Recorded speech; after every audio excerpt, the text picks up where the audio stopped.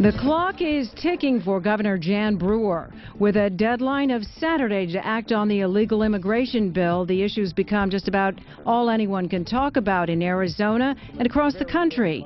The 9 students arrested protesting the immigration bill were released early this morning to a big group of supporters, keeping in mind the reason they chained themselves to the door of the Capitol. This bill can't pass, that this is just the last straw of the oppression our communities are going to be allowed to suffer. Today, as law enforcement nationwide came out against our bill, Maricopa County Sheriff Joe Arpaio spoke out in favor of it, saying he's been enforcing it for 3 years now. How come the police enforce the drug laws? That's DEA.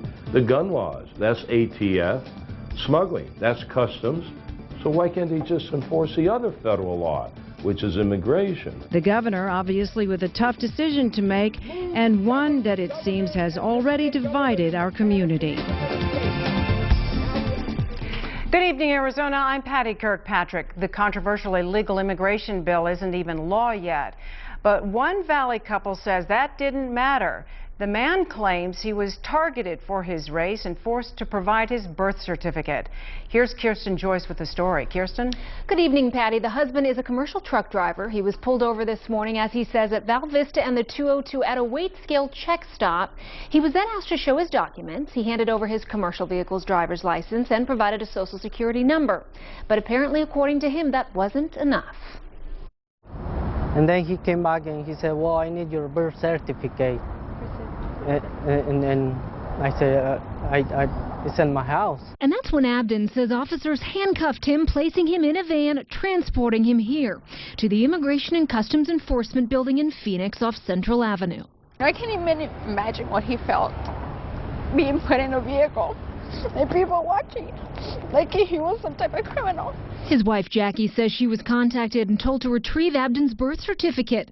She asked the agent why her husband had been detained and was told, because he didn't answer the questions correctly.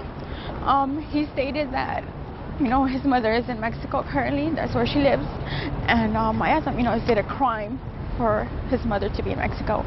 And he said that it's not, but he just thought it would be suspicious. And so she left work, drove an hour back to Maricopa, where she retrieved his and her documents just in case, showing us Abdon was born in Fresno, California. Within about 90 minutes of the time she walked up to the building, Abdon was released.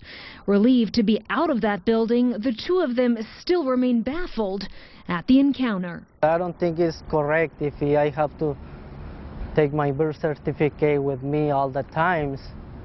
I don't think that that's correct, you know. And, you know, we can be stopped at any time, and we have to show, you know, bring the certificates with us and so forth. You know, it doesn't feel like it's a good way of life to live with fear, you know, being stopped. Even if we are okay, that we are legal here, we still have to carry our documents around with.